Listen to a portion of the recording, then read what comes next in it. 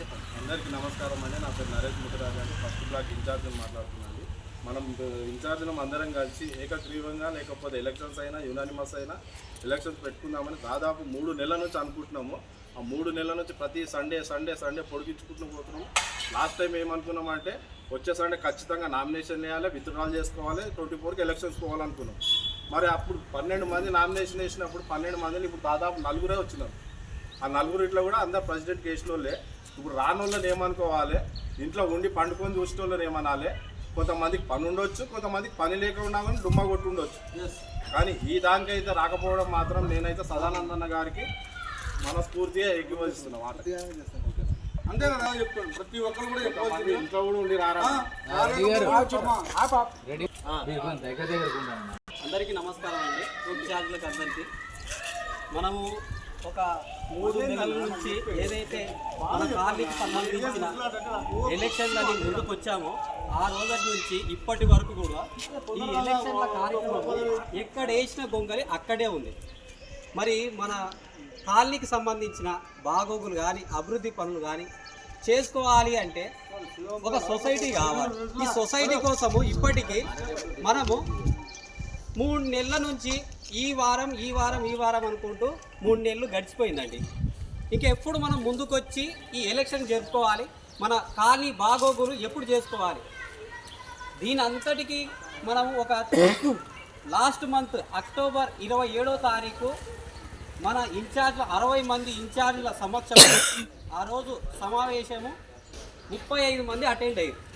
35 మందిలో ఆ రోజు క్లియర్గా మనం ఒక మాట అనుకున్నాం. మన కాలనీకి ప్రెసిడెంట్ అనే ఒక వ్యక్తిని క్యాండిడేట్స్ని సెలెక్ట్ చేసుకోవాలి అని. ఆ రోజు బ్లాక్ నుంచి ఒక్కొక్కరుగా మనకు 11 మంది ఇన్ఛార్జులు ప్రెసిడెంట్ క్యాండిడేట్గా రావడం జరిగింది. ఆ రోజు ఏమనుకున్నాము, ఒక వారం తర్వాత ఒక డేట్ అనుకొని ఇందులో ఎలక్షన్కి సంబంధించిన ఒక డేట్ని ఫిక్స్ చేసుకొని ఆ తర్వాత దాని ప్రణాళికను ఒక ఎలక్షన్ కోడ్ తర్వాత కానీ లేకపోతే మన ఇన్ఛార్జ్ తర్వాత కానీ వాళ్ళందరి సమక్షంలో ముందుకు పోయి ఒక సొసైటీని ఏర్పరచుకుందామని మనం అందరం ఆ రోజు ఏకగ్రీవంగా ఎన్నుకున్నాం. అయితే తీర్మానించుకున్నాం. అయితే అది జరిగిపోయి కూడా ఇప్పటికీ 15 రోజులు అవుతుంది. 15 రోజుల నుంచి ఏ ఒక్క ఇన్ఛార్జ్ అయినా సరే ముందుకు పడి ఈ సమావేశాన్ని విజయవంతం చేసుకొని ఒక డేట్ను ఫిక్స్ చేసుకుందామని ముందుకు వస్తే కొంతమంది ముందుకు వస్తున్నారు, కొంతమంది వెనక్కిపోతున్నారు. మరి వారి ఉద్దేశాలు ఏ విధంగా ఆలోచన చేయాలి, కాలనీ కోసం వాళ్ళ విలువైన వాల్యూ అయిన ఒక అభిప్రాయాలను వాళ్ళ నిర్ణయాలను సలహాలను అందిస్తారని మేము ఇంతవరకు ఓకే పట్టుకొని చాలా వరకు వేచి చూసాం. కానీ పోయిన వారమే ఒక డిసైడ్ చేద్దాం ఒక డేటుని అనుకొని వెయిట్ చేస్తే కనీసం 60 మందిలో 16 మంది వచ్చారండి. కనీసం ఆ వారం వదిలేసి ఈ వారం అన్నా మనందరం ఒక్కటిగా కలిసికట్టుగా ఒక అన్నదమ్ముని లెక్క ముందుకొచ్చి మన కాలనీ కోసం ఒక సొసైటీని ఏర్పరుచుకుందాము అని ఒక డేట్ ఫిక్స్ చేసుకోవడానికే ఇన్ని తంటాలు పడుతున్నాము.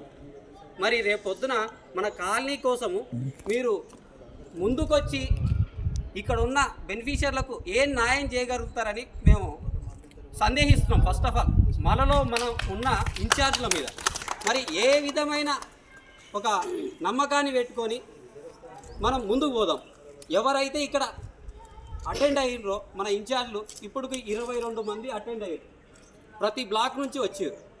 మరి ఇలాగే కొనసాగింపుగా మన డేట్ని మెన్షన్ చేసుకోవడానికే కాలాన్ని వృధా చేసుకుంటూ పోదామా, లేకపోతే ఈ 22 మందితోనే ప్రతి బ్లాక్ నుంచి అటెండ్ అయ్యారు కాబట్టి ఒక డేట్ని ఒక తీర్మానం చేసుకొని ఒక అందరి సమక్షంలో ఒక పేపర్ వర్క్ అనేది తయారు చేసుకొని ఏ రోజు ఎలక్షన్లు అనేది అందరి సమక్షంలో డిస్కషన్ చేసి ముందు పోదామని మేము ఆలోచన చేస్తున్నాం.